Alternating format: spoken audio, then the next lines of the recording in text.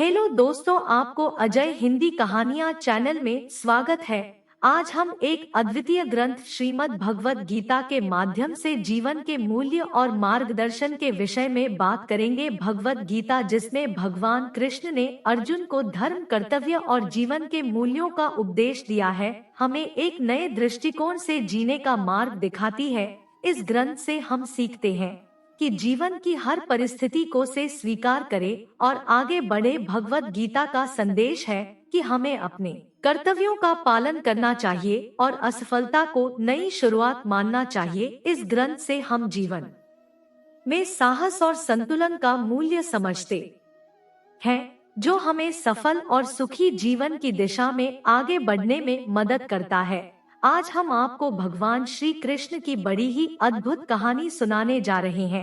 एक बार भगवान श्री कृष्ण पृथ्वी लोक पर भ्रमण के लिए निकले तो उन्होंने एक युवक को देखा। वह ईश्वर को दोष देता जा रहा था। वह अपने जीवन से निराश था, दुखी था। तब भगवान श्री कृष्ण बौद्ध भिक्षु का रूप धारण करके उस युवक को असली दुख के बारे में ज्ञान देते हैं। तो चलिए इस कहानी के माध्यम से समझते हैं कि असली दुख क्या होता है। सुख और दुख एक ही सिक्के के दो पहलू है। यह बात तो आपने सुनी ही होगी। सुख और दुख हमारे जीवन में लगातार आते ही रहते हैं और हमें लगता है कि हमारे जीवन में हजारों दुख है, हजारों समस्याएं हैं। लेकिन अगर आप वास्तविक तौर पर देखें, अगर आप इस बात को अच्छी तरह से समझे तो आप यह समझ पाएंगे कि हमारे जीवन में केवल एक ही दुख होता है। और वह दुख क्या है, वह हम इस कथा के माध्यम से जाने देंगे। और उस दुख का निवारण, उस दुख का समाधान क्या है, वह भी हम इस कथा में ही जानेंगे। तो इस कथा के अंत तक जरूर बने रहिए। एक समय की बात है, एक गांव में एक व्यक्ति रहता था। उसका नाम सोनू था। वह बड़ा आलसी था और अपने जीवन से बहुत निराश था। और उसका कारण यह था कि उसने अब तक अपने जीवन में कुछ भी हासिल नहीं किया था। वह कुछ भी नहीं करता था। उसके घर वाले भी इस बात से बहुत परेशान रहते थे। वे चाहते थे कि वह बाहर जाकर कुछ अच्छा काम करे, कोई अच्छी नौकरी कर ले, लेकिन वह उनकी एक नहीं सुनता था। उसके घर वाले दूसरों का उदाहरण देकर उसे ताने मारते थे, उसे तरह तरह की बातें कहते थे, लेकिन उसे कोई फर्क नहीं पड़ता था। जबकि उसके सारे मित्र कामयाब हो चुके थे, कोई अच्छा व्यापार कर रहा था तो कोई अच्छी नौकरी कर रहा था, जिसका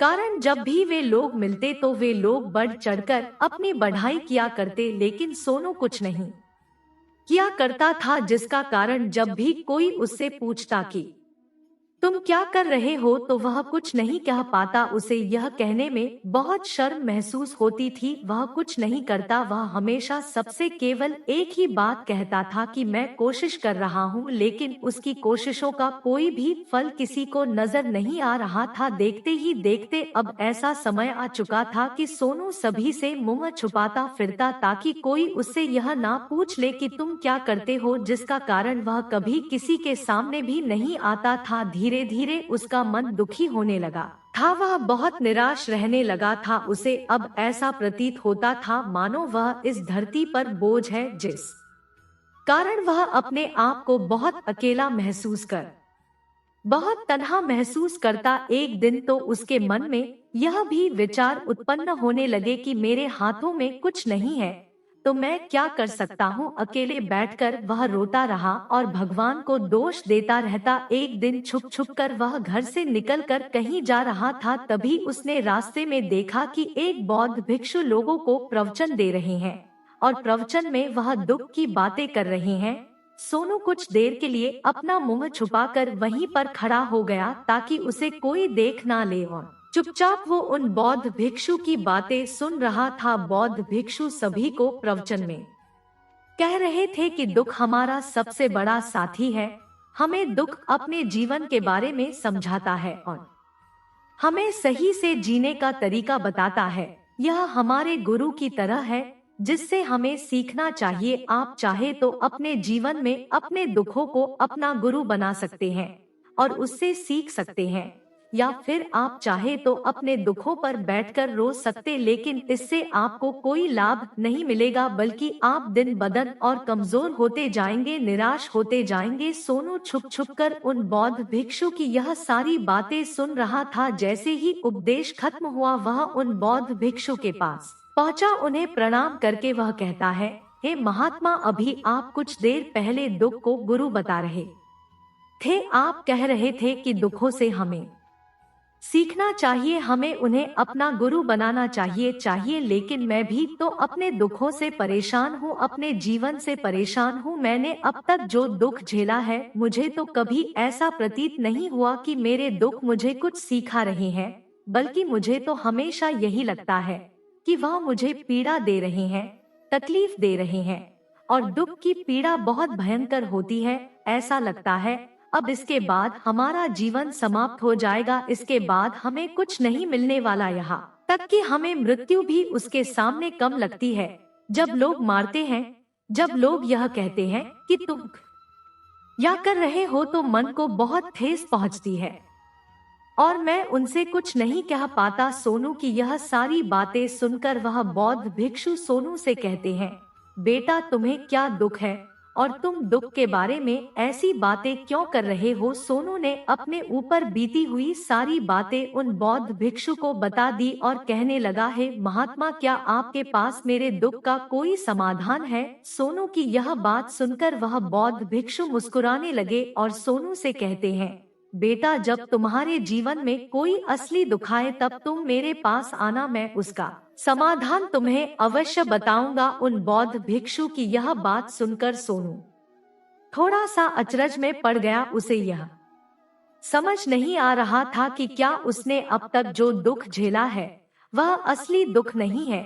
उसने जो अब तक पीड़ा यह सही है, जो ताने सहे हैं, जो तकलीफें उठाई है, क्या वह असली दुख नहीं है? आगे वह मन ही मन खुद से कहता है कि जब मुझे मेरे अपने ही नहीं समझ पाए तो यह बौद्ध भिक्षु मुझे क्या समझेंगे। इतना सोचकर वह वहां से चला गया। सभी लोगों के ताने सुन सुनकर सोनू बहुत थक चुका था, बहुत निराश हो चुका था, जिसका कारण उसने निर्णय लिया कि वह अब कुछ करके दिखाएगा। उसने अपने पिता से थोड़ा सा धन लिया और उस धन से उसने एक व्यापार शुरू किया। उसके पिता बहुत खुश थे कि कम से कम मेरा बेटा कुछ करने का प्रयास तो कर रहा है, लेकिन उसे व्यापार में कोई सफलता नहीं मिल रही थी, जिस कारण वह बहुत ही हताश हो चुका था। उसे यह समझ नहीं आ रहा था कि वह क्या करे, किस तरह से अपने व्यापार को आगे बढ़ाए। तभी उसके पिता ने उससे कहा, बेटा, कोई बात नहीं, इसी तरह से प्रयास करते रहो, आज नहीं तो कल सफलता अवश्य मिलेंगे। सोनू ने अपने पिता की बात मानी और अपने आर में और भी कड़ी मेहनत करने लगा। धीरे धीरे उसे सफलता मिलने लगी और फिर उसने रफ्तार पकड़ ली। देखते ही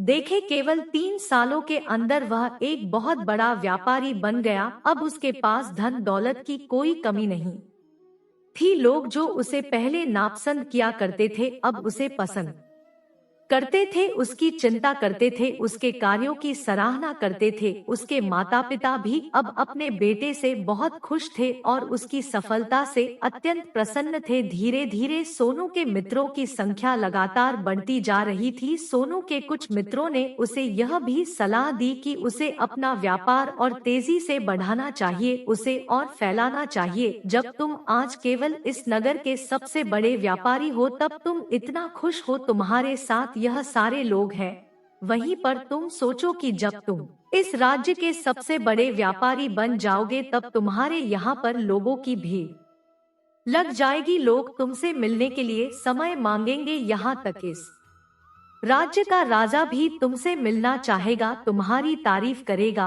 और यदि कभी ऐसी जरूरत आ पड़ी तो वह तुमसे धन भी उधार लेने के लिए अवश्य आएगा। सोनू को अपने दोस्तों की यह बात बहुत पसंद आई। सोनू ने सोचा कि मेरे मित्र सही कह रहे हैं, मुझे अपने व्यापार को और बड़ा करना चाहिए और फैलाना चाहिए, तभी तो हर कोई मेरे बारे में जान सकेगा, हर कोई मुझे पहचानेगा। उसने बिना देरी किए अपने समय को बिना गवाए अपने व्यापार में और मेहनत करने लगा। लेकिन अब की बार उसके मन में धैर्य नहीं था, जिस कारण उसने कुछ अनुचित कदम उठाए ताकि उसका व्यापार जल्दी से जल्दी और बड़ा हो जाए उसने कई लोगों से अधिक मात्रा में धन उधार ले लिया, और इतना ही नहीं वह यहाँ तक नहीं रुका, उसने अधिक से अधिक मुनाफा कमाने के चक्कर में अपने माल की गुणवत्ता को भी खराब कर दिया, जिससे अब उसके माल में वह बात नहीं रह गई थी जो पहले हुआ करती थी। लेकिन वह अपने मित्रों की बात सुनता रहा, जैसा उसके मित्र कहते थे वह वैसा ही करता चला जा रहा था, यहाँ तक कि उसने अपने व्यापार को और भी तीव्रता से बढ़ाने के लिए उसने दूसरे छोटे व्यापारियों के खिलाफ षड्यंत्र भी रचना शुरू कर दिया, जिसके कारण उसके मन में अब पहले जैसा सुकून नहीं था। उसे अब रातों को नींद नहीं आती थी, वह केवल एक ही विचार में लगा रहता था कि किस तरह से उसका व्यापार पूरे राज्य में फैल जाएगा और वह इस राज्य का सबसे बड़ा व्यापारी बन जाएगा, जिसका कारण वह दिन रात केवल इसी मेहनत में लगा रहता कि उसका व्यापार जल्दी से जल्दी और बड़ा हो जाए। हालांकि उसके पास अब सब कुछ था, धन दौलत, घर, गाड़ियां, यह नौकर चाकर, सभी सुख सुविधाएं, लेकिन उसके बावजूद भी वह उन चीजों का लाभ नहीं उठा पा रहा था, क्योंकि उसका पूरा ध्यान केवल अपने व्यापार को और उन्नति पर ले जाने में लगा था। एक दिन सोनू अपने रथ पर बैठकर एक मार्ग से होकर गुजर रहा था, तभी रास्ते में उन गुरुवर का आश्रम आया। यह देखकर वह उन बौद्ध भिक्षु के पास गया और बौद्ध भिक्षु से कहने लगा, है महात्मा, आपने कहा था कि जब मेरे जीवन में कोई असली दुख आए तब मैं आपके पास आऊं, इस कारण मैं यहाँ पर आया हूँ। आज मैं बहुत दुखी हूँ, मैं रातों को सो नहीं पाता, मेरे पास सब कुछ होते हुए भी मैं उनका लुफ्त नहीं उठा पाता। उसने अपनी सारी बातें एक एक करके उन बौद्ध भिक्षु को बता दी। तभी वह बौद्ध भिक्षु सोनू से कहते हैं, बेटा, जब तुम पहली बार आए थे तब भी तुम बहुत दुखी थे, लेकिन तब तुमने अपने दुख से क्या सीखा था? इसके जवाब में सोनू उन बौद्ध भिक्षु से कहता है, हे महात्मा, जब मैं अपने जीवन में कुछ नहीं कर पा रहा था तब मैंने अपने दुखों से यह सीखा था कि केवल सोचने मात्र से कुछ नहीं होगा, उसके लिए हमें कुछ करना भी पड़ेगा, और केवल कोई कर्म करना ही हमें सफल नहीं बनाता, बल्कि उस कर्म को उसके अंजाम तक पहुंचना हमें सफल बनाता है। फिर चाहे रास्ता कैसा भी हो, फिर चाहे परिस्थितियां कैसी भी क्यों ना हो, फिर चाहे कितनी भी बाधाएं आपके रास्ते में क्यों ना आ जाए, चाहे ऐसा क्यों ना लगने लगे जब आपके जीवन में कुछ नहीं बचा और आप कुछ नहीं कर सकते, तब भी हौसला बनाए रखे, उम्मीद ना छोड़े और आप अपने कार्य पर डटे रहें। यह सोचकर कि जब तक मैं अपने कार्य को सफल नहीं कर लेता, जब तक मैं अपने लक्ष्य तक नहीं पहुंच जाता, तब तक मैं इस कार्य को करता रहूंगा, मैं इस कार्य में अवश्य सफल होकर ही रहूंगा। जबकि बाकी लोग केवल सफल लोगों को महत्व देते हैं, उनके कर्मों को नहीं। सोनू की यह सारी बातें सुनकर वह बौद्ध भिक्षु मुस्कुराने लगे और सोनू से कहते हैं, जब तुम्हारे जीवन में असली दुख आए तब तुम मेरे पास आना, मैं तुम्हारी समस्या का समाधान अवश्य करूंगा। इतना कहकर वह बौद्ध भिक्षु वहां से उठकर चले गए। सोनू एक बार फिर से उनकी यह बातें सुनकर आश्चर्यचकित रह गया। उसे अब यह समझ नहीं आ रहा था कि क्या उसने जो दुख देखा है, उसने जो तकलीफें अब तक सही है, क्या वह असली दुख नहीं है? उसके मन में अब एक सवाल उत्पन्न होने लगा कि असली दुख क्या है और इसकी पहचान क्या है, और मुझे कैसे पता चलेगा कि किस समय में मैं असली दुख में हूँ। लेकिन उसने कुछ नहीं कहा, वही यह सब सोच ही रहा था कि तभी वह बौद्ध भिक्षु सोनू के पास एक बड़ा सा कलश लेकर पहुँच जाते हैं। उस कलश के अंदर सोने के सिक्के थे। उस कलश को देते हुए वह बौद्ध भिक्षु सोनू से कहते हैं, बेटा, तुम इसे उस पेड़ के नीचे दबा दो, क्योंकि यह मेरे किसी काम का नहीं है। जब मुझे इसकी जरूरत पड़ेगी तब मैं वहां से खुद इसे निकाल लूंगा, लेकिन अभी के लिए इसे वहां पर मिट्टी के नीचे दबा दो। सोनू ने उस बौद्ध भिक्षु की बात मान ली और उस कलश को पेड़ के नीचे जाकर मिट्टी में दबा दिया और वहां से वापस अपने घर की ओर लौट जाता है। धीरे धीरे समय बीतता गया। समय के साथ साथ सोनू व्यापार में और भी ज्यादा उन्नति कर चुका था, लेकिन माल की गुणवत्ता अच्छी न होने के कारण अब उसके व्यापार में घाटा होने लगा और धीरे धीरे ऐसा समय आया कि उसका व्यापार पूरी तरह से चौपट हो गया। अब उसके पास कुछ नहीं बचा था, बल्कि उसने जो कर्जे लिए थे वह कर्जे भी उसे चुकाने थे। लेकिन वह तो यह सोचकर निश्चिंत था कि उसने जो कुछ भी कर्जे लिए हैं वह कर्जे उसने अपने मित्रों से लिए हैं, जिसका कारण वह उन्हें लौटाने में थोड़ी देर अवश्य कर सकता है।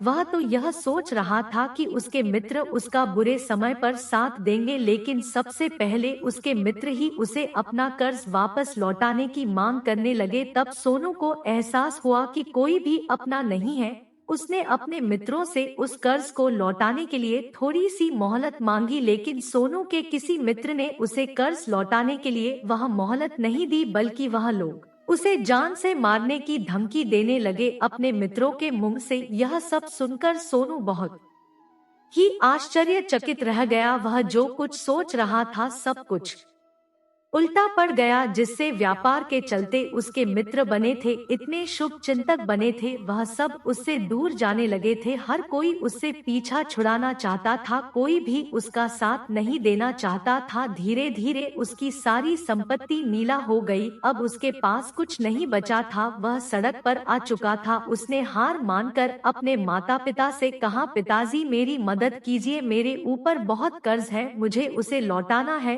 कृपा करके मुझे थोड़ा सा धन दे दीजिए। इस पर सोनू के पिता ने सोनू से कहा, बेटा मेरे पास तो ले देकर बस यही एक छोटा सा घर है, अगर यह अभी मैं तुम्हें दे दूं, यदि मैं इसे भी बेच दूं तो मैं और तुम्हारी माँ कहाँ रहेंगे, हमें भीख मांगनी पड़ेगी ले देकर। अब हमारे पास केवल यही संपत्ति बची है, इसीलिए मैं तुमसे क्षमा मांगता हूँ। अपने माता पिता के मुख से यह सुनकर सोनू चुपचाप वहाँ से चला गया और मन ही मन सोच रहा था कि अब मेरे पास कुछ नहीं बचा, जो था वह तो सब लूट गया, बर्बाद हो गया। अब मैं जीकर क्या करूँगा, अब मेरे पास केवल एक ही रास्ता है जिससे मैं अपने कर्जदार से अपना पीछा छुड़ा सकता हूँ। यह सोच हुआ वह एक ऊंची पहाड़ी की ओर पहुंचा। वह पहाड़ी पर चढ़ता ही जा रहा था कि तभी उसे याद आया कि उन बौद्ध भिक्षु ने कहा था कि जब तुम पर असली दुख आए तभी तुम मेरे पास आना, मैं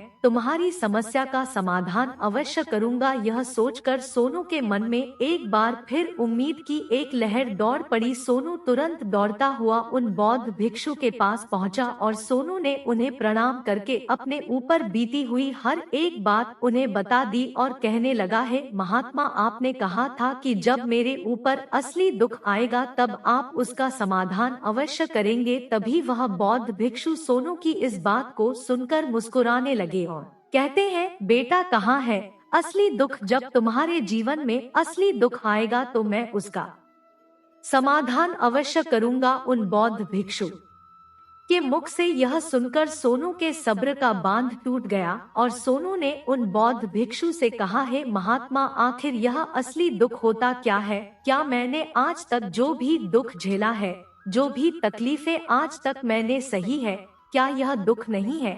क्या इसे दुख नहीं कहते? तभी वह बौद्ध भिक्षु सोनू से कहते हैं, बेटा पहले तुम मुझे यह बताओ कि तुमने अपने दुख से क्या सीखा। दोस्तों, आगे बढ़ने से पहले आपसे यह विनती है कि अगर इस वीडियो से आपने कुछ भी सीखा तो वीडियो को लाइक कर दीजिए और अजय हिंदी कहानियाँ चैनल को सब्सक्राइब कर दीजिए। चलिए आगे बढ़ते हैं। इसका जवाब देते हुए सोनू उन बौद्ध भिक्षु से कहता है, हे महात्मा, मैंने तो यही देखा है कि जो लोग तुम्हारी तरक्की में तुम्हारा पीछा करते हैं, तुम्हारे साथ जुड़ते हैं, वह लोग तुम्हें अवश्य धोखा देंगे, क्योंकि ऐसे लोग बुरे समय पर तुम्हारा साथ नहीं देने वाले, बल्कि तुम्हारा फायदा उठाने का ही वह प्रयास करेंगे। इसलिए ऐसे लोगों पर भरोसा ना करें, बल्कि जो लोग तुम्हारी असफलता के समय पर, तुम्हारे बुरे समय पर तुम्हारे साथ खड़े हैं, वही तुम्हारे असली मित्र हैं और वही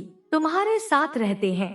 और ऐसे लोग तुम्हें बहुत कम मिलते हैं, और जिन्हें ऐसे लोग मिलते हैं उन्हें हमेशा उनकी कदर करनी चाहिए। आगे सोनू उन बौद्ध भिक्षु से कहता है, कि जब तुम कोई कार्य कर रहे हो तो उसे पूरी ईमानदारी से करो, धैर्य रखो, लालच ना करो और अपने लक्ष्य तक पहुंचने के लिए किसी के लिए भी कोई षड्यंत्र ना रचो, क्योंकि ऐसा करने से तुम्हारे साथ ही बुरा होगा और तुम हमेशा नुकसान में रहोगे। सोनू की सारी बातें सुनकर बौद्ध भिक्षु उस पेड़ के पास पहुँचे। उन्होंने गड्ढा खोदा और वह कलश निकालकर सोनू के हाथ में थमा दिया, जिसमें सोने के सिक्के भरे हुए थे। वह कलश सोनू के हाथ में थमा हुए उन बौद्ध भिक्षु ने कहा, लो इसे पकड़ो और जब तुम हारे जीवन में असली दुख आए तब तुम मेरे पास आना, मैं उसका समाधान अवश्य करूंगा। सोनू अब भी बड़ी अचरज में था। उसे यह समझ नहीं आ रहा था कि आखिर यह असली दुख है क्या कि, लेकिन उसने अपने हाथों में पड़े हुए उस कलश को देखा जिसमें सोने के सिक्के थे और यह देखकर उसे मन ही मन लगा कि चलो अब थोड़ी सी राहत अवश्य हो जाएगी, मैं अपने मित्रों का वह कर्ज लौटा सकता हूँ और एक नया व्यापार भी फिर से आरंभ कर सकूंगा। उसने उन बौद्ध भिक्षु को प्रणाम किया, उनका धन्यवाद किया और वहाँ से चला गया। सोनू ने उन सोने के सिक्कों से सभी का कर्जा लौटा दिया और अपने लिए एक बार फिर से नया व्यापार शुरू किया। व्यापार छोटा था लेकिन अब की बार सोनू बहुत खुश था। उसने पूरी ईमानदारी, मेहनत और लगन के साथ अपने व्यापार पर काम किया और देखते ही देखते एक बार फिर से वह एक बड़ा व्यापारी बन गया। इस बार उसने कोई लालच नहीं किया और ना ही किसी के लिए कोई षड्यंत्र रचा, बल्कि पूरी ईमानदारी और मेहनत के साथ अपने व्यापार पर काम किया। लेकिन जैसे जैसे आप धनी होते जाते हैं,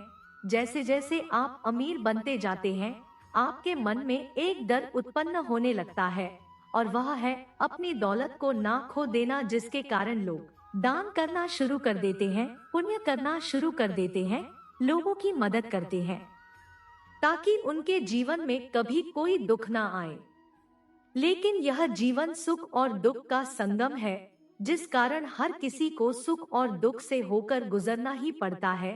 इसी वजह से एक बार फिर से सोनू के जीवन में एक और दुख उत्पन्न हुआ। अब की बार उसके माता और पिता दोनों की मृत्यु हो गई। सोनू अपने माता पिता से बहुत प्रेम करता था, जिसके कारण उसके मन को बहुत गहरा आघात पहुंचा। जब आखिरी बार वह उन्हें देख रहा था तो उसके मन में हजारों सवाल उत्पन्न होने लगे। वह अपने घर लौटा। घर लौटकर उसने देखा कि जी संपत्ति के लिए वे हमेशा लड़ते झगड़ते रहते थे। आज उसकी देखभाल के लिए कोई नहीं था। उसके माता पिता ने जो भी मेहनत की, जो भी अपने जीवन में इकट्ठा किया, सब यही रह गया। लेकिन अब सब कुछ खत्म हो चुका था और सोनू का मन अब बहुत बेचैन हो रहा था। उसके मन में हजारों सवाल उत्पन्न हो रहे थे और वह अपने आप को बहुत अकेला महसूस कर रहा था। उसे बहुत खाली सा महसूस हो रहा था। उसने इधर उधर देखा लेकिन उसे कुछ समझ नहीं आया। तभी उसे उन बौद्ध भिक्षु की याद आई। फिर वह तुरंत ही उन बौद्ध भिक्षु के पास पहुंचा। उसे देखते ही उन बौद्ध भिक्षु ने सोनू से सवाल की, क्या बात है बेटा, क्या कोई फिर से दुख पड़ गए? तभी सोनू ने कहा, नहीं गुरुदेव, अब तो सब ठीक है, लेकिन आज मेरे माता पिता की मृत्यु हो गई और मैं बहुत अकेला महसूस कर रहा हूँ।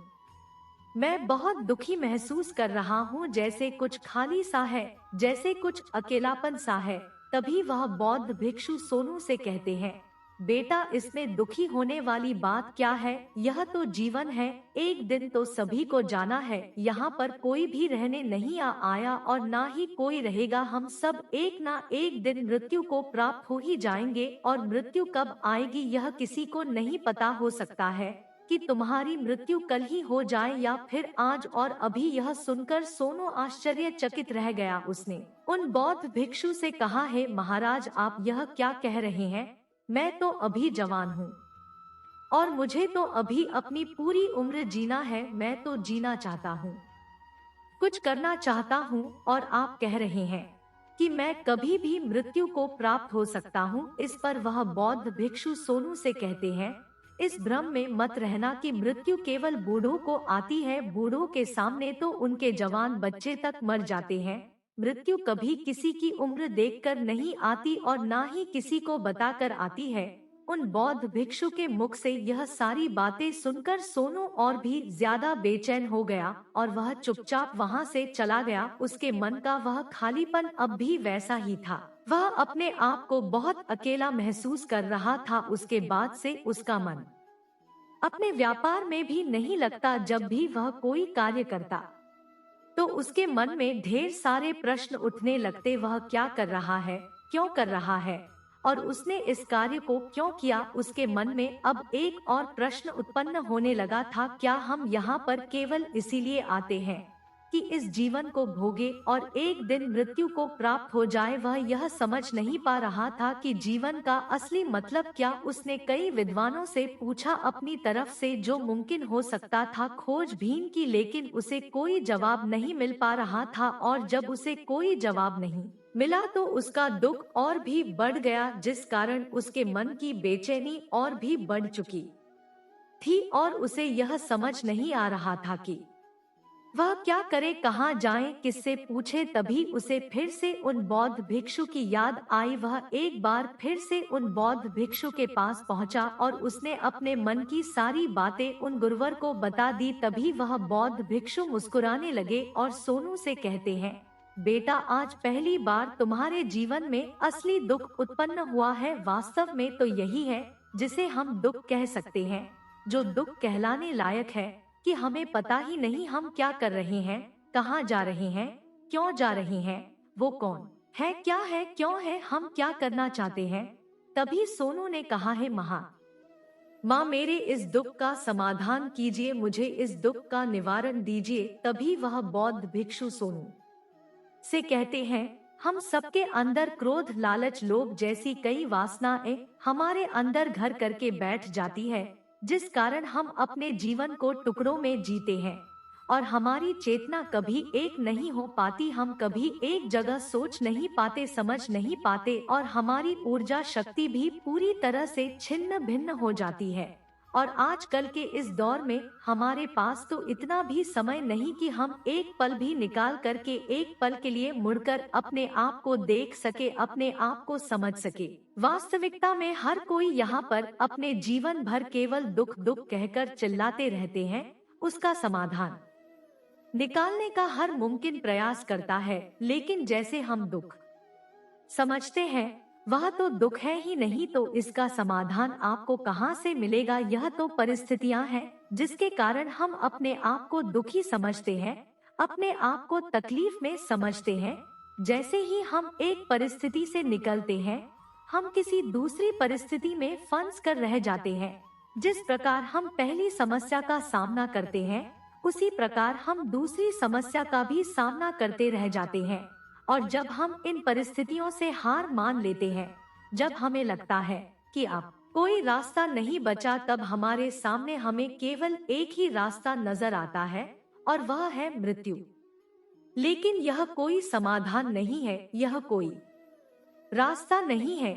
इसलिए यदि आप सचमुच अपनी समस्याओं का समाधान चाहते हैं तो अपने आप को इकट्ठा करना सीखे, अपनी ऊर्जा को इस संसार में वापस कीजिए, उसे एक कर और अपने ऊपर ध्यान लगा। मृत्यु से पहले अपने आप को पहचानो, अपने आप को जानो, अपने आप को बिखरने मत दो। तभी सोनू उन बौद्ध भिक्षु से कहता है, हे महाराज, तो क्या हमें इस जीवन को नहीं जीना चाहिए, क्या हमें अपनी इच्छाओं को पूरा नहीं करना चाहिए। बौद्ध सोनू के सवाल का जवाब देते हुए कहते हैं कि हमें किसी से भी लगाव नहीं रखना चाहिए, हमें अपनी इच्छाओं को मार देना चाहिए, हमें संपत्ति इकट्ठा नहीं करनी चाहिए, क्योंकि हम मनुष्य की इच्छाएं रास्ता नहीं है। इसलिए यदि आप सचमुच अपनी समस्याओं का समाधान चाहते हैं तो अपने आप को इकट्ठा करना सीखे, अपनी ऊर्जा को इस संसार में वापस कीजिए, उसे एक कर और अपने ऊपर ध्यान लगा। मृत्यु से पहले अपने आप को पहचानो, अपने आप को जानो, अपने आप को बिखरने मत दो। तभी सोनू उन बौद्ध भिक्षु से कहता है, हे महाराज, तो क्या हमें इस जीवन को नहीं जीना चाहिए, क्या हमें अपनी इच्छाओं को पूरा नहीं करना चाहिए। बौद्ध सोनू के सवाल का जवाब देते हुए कहते हैं कि हमें किसी से भी लगाव नहीं रखना चाहिए, हमें अपनी इच्छाओं को मार देना चाहिए, हमें संपत्ति इकट्ठा नहीं करनी चाहिए, क्योंकि हम मनुष्य की इच्छाएं कामनाएं वासना यह ऐसी होती है जैसे मानो कि एक पर्वत से गिरता हुआ झरना जिस पर किसी का नियंत्रण नहीं है सिवाय देखते रहने के और परेशान होने के। लेकिन जब तुम अपने ऊपर ध्यान देने लगते हो तब तुम अपने आप को पहचान जाते हो, समझ जाते हो। जब तुम इस पर नियंत्रण पा सकते हो तब इच्छाएं भी तुम्हारे बस में होती है और फिर तुम चाहो तो उन इच्छाओं की पूर्ति भी अवश्य कर सकते हो। गुरुदेव की यह सारी बातें सुनकर सोनू ने गुरुदेव से कहा है, महाराज आपका बहुत बहुत धन्यवाद, आपने मेरी सबसे बड़ी समस्या का समाधान आज कर दिया है। मैं आज से अपने आप को एकत्रित करूंगा। गुरुदेव, मानव शरीर में बहुत ऊर्जा है, बहुत शक्ति है, वह बेकार के कामों में लग जाती है जिस कारण हमारा जीवन भी बेकार की चीजों में लगा रहता है। लेकिन हम कभी भी इस पर अपना ध्यान नहीं देते, हम कभी भी अपनी ऊर्जा को केंद्रित नहीं करते, अपने ऊपर कभी ध्यान नहीं देते। हमारा जीवन भी कुछ ऐसा ही है, हम अपने जीवन में हमेशा अपने आप से ऊपर वाले से सवाल करते रहते हैं कि हमारे जीवन में इतना दुख क्यों है।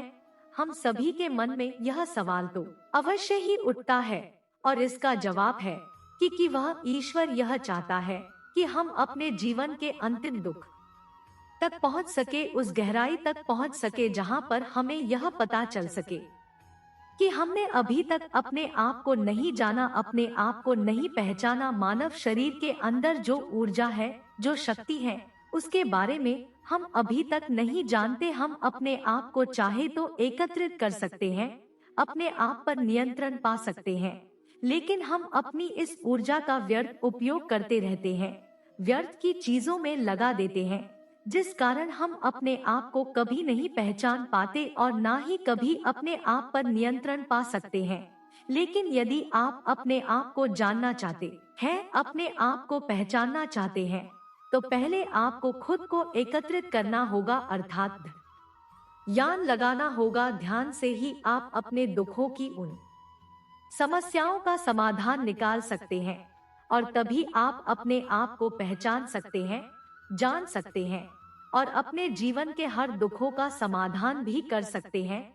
दोस्तों, भगवान श्री कृष्ण की यह बातें अगर आपको पसंद आई तो कमेंट में जय श्री राधे कृष्ण जरूर लिखें और ऐसे ही प्रेरणादायक वीडियो देखने के लिए अजय हिंदी कहानियाँ चैनल को सब्सक्राइब कर ले। धन्यवाद। जय श्री राधे कृष्ण।